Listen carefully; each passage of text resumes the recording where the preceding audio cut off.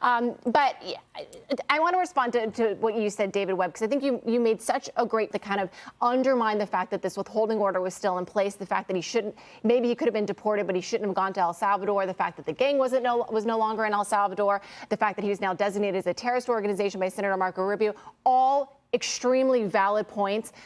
But as a lawyer, I would have to point out those are points that would need to be made before a court, and it would be up to the court to decide whether or not Abrego Garcia could be deported back to El Salvador or somewhere else. When he was deported, he was a criminal national security threat. So they deported him.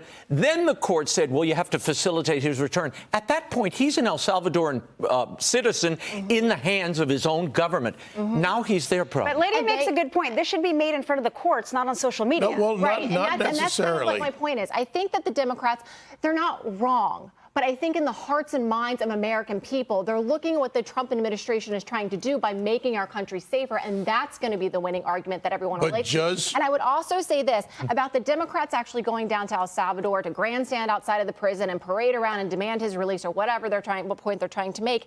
It's a losing argument. We have to remember Abrego Garcia has a lawyer of his own that is fighting this due process issue. And that's really where this is all going to be decided. Funded by taxpayers. Funded by taxpayers. Yes, you're right.